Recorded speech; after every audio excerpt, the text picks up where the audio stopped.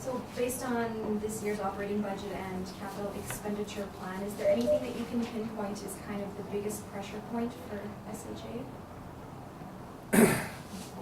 Do you mean with respect to the overall budget pressures? Yeah, anything that's...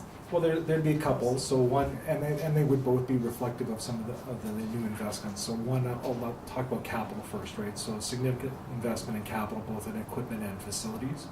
And as you've probably heard before, and you heard today, the state of our capital and replacement of equipment is a priority for the organization, and that's one of the ongoing pressures. So we've done a lot of work as a single organization, bringing 12 regional health authorities together into one, of doing a lot of work around prioritizing what those capital investments are instead of having 12 regions do 12 different ways. So it's a good way to take a provincial lens over it.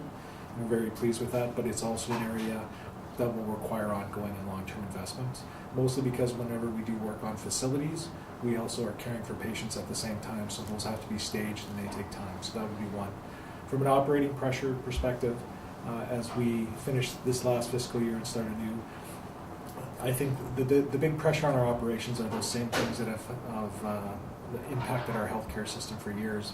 But the big ones are the changing demographics of our population, both with the aging population as well as the number of those people in our province that have chronic diseases and multiple chronic diseases continue to put a lot of pressure on our system. So that will be work that we're doing around, we're not going to be able to change the trajectory of people with chronic disease in a year. That's a much longer term play of getting upstream and trying to keep people healthier, and that's a big part of why we're developing health networks and multidisciplinary teams across the province so that we can embed population health and primary care at the front end so that we can prevent that down the road. But that pressure is significant across the province and will continue to be for years to come.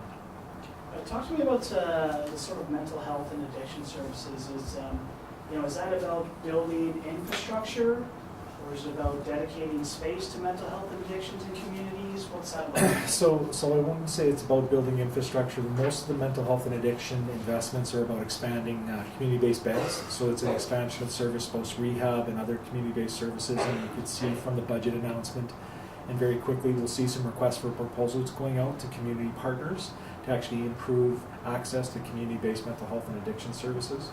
The other thing you'll see is ongoing investments in other addiction work and a number of mental health pieces that are ongoing from last year with respect to improving access to adolescent and children's mental health services. How much would you say of a budget increase did mental health and addiction services get from last year to this year? So that's a good question. So I think overall spend is around $218 million, and this year's budget was $29.8 million increase to mental health services through federal targeted funding. I believe there's 22 initiatives. We can confirm that with Amanda or Kim, but the 22 initiatives this year with ongoing investment from the federal government and provincial government. You spoke about streamlining operations. What does that look like from a personnel standpoint? From staffing perspective?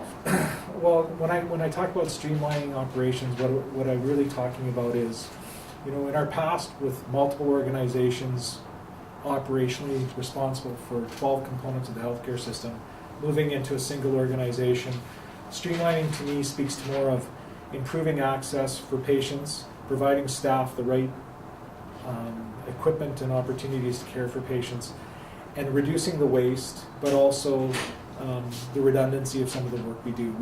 We haven't worked as a single system. We've tried hard, and one of the secrets to the transition success, I think, was the fact that the system did work very well together, but it worked as 12 separate entities operationally.